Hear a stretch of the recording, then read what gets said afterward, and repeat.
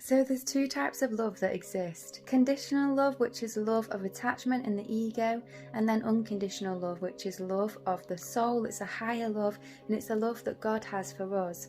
When you are in your ego is your emotions. The word ego is energy go, and the word emotion is energy in motion.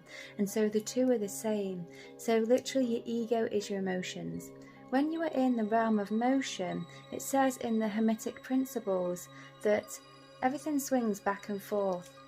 And so there's a really great book, and it's called The Way of Emotion, and this talks about these 4 pairs of emotions, and it says there's literally only 4 pairs of emotion, just like how Hippocrates taught that there's 4 personality types, just like how the zodiac has these 4 elements of the zodiac's characteristics. So there's 4 pairs of emotion, and they are fear and excitation, anger and desire, pain and love, and sadness and happiness. They're the main 4, and everything else fits under those 4 categories. And these pairs, they are both part of the same whole. So they are both on the same spectrum, but one's on one end and one's on the other. Just like hot and cold. Hot and cold is both temperature. So the fact that they are temperature is the same, but one's one end of temperature and one is another end of temperature, and they're experienced differently, but you can slide along that scale and you can basically alchemize one to the other. You can alchemize cold into hot, and you can alchemize hot into cold. The same with love and pain and all the other emotions. So when people have love of attachment, which is of the ego, which is conditional love, this is basically down to our animalistic based nature, this animalistic based nature within us of being in emotion and needing things and people and relying on things and people for survival.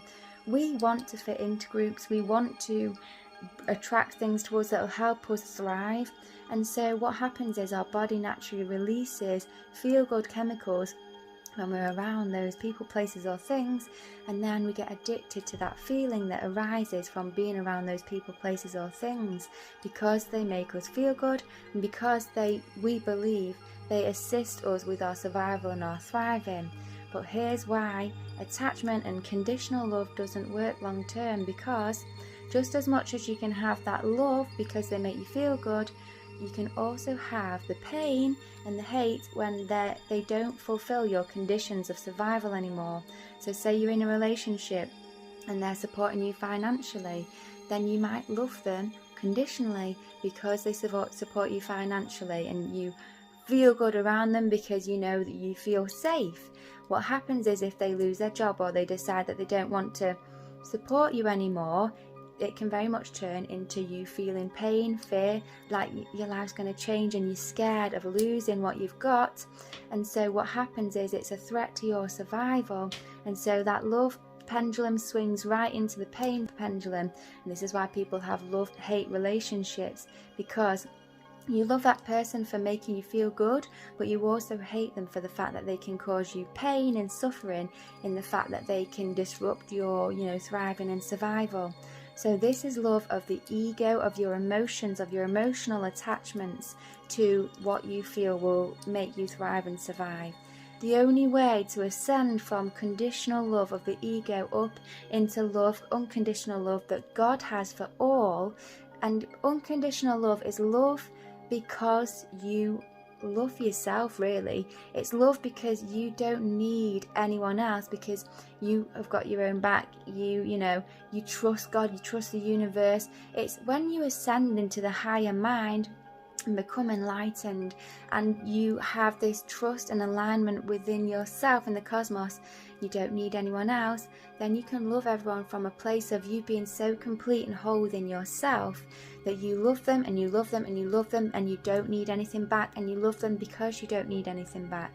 So love of attachment and of the ego is love derived of what they offer you as well. This is even love with a child, because when you have a child, and it might be hard to believe or admit to yourself, our bodies release oxytocin, which is a love hormone, which makes us love that child or feel like we love them. It's a hormone within, because our bodies do that so that we mother them and we look after them and we assist them to grow. So it's nature's way of making sure that our species survive.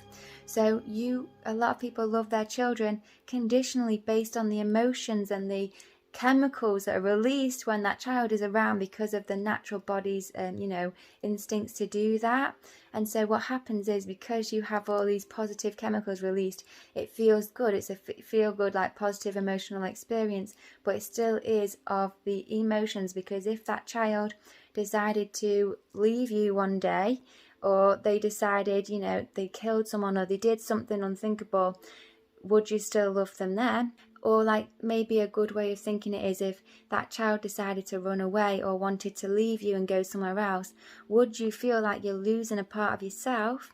Or would you be okay to let them go and to live their best life? Because unconditional love from a higher mind is allowing them to go and live their life, and you don't need anything back from them. But conditional love is needing them to be around, otherwise you'll feel lonely, or needing them to be around because you feel good for treating them and giving them things, or they make you feel good when you see them smile. And that is you basing your own personal happiness on them. And so that is just no, because you need to be basing your happiness on your internal state and yourself. So loving without attachment from an unconditional space is beautiful, and it is divine, and it is the most holy of godly loves that you can give. It's the most beautiful of love, because it's based on you loving them regardless of what they give you, or regardless of how they may love you back.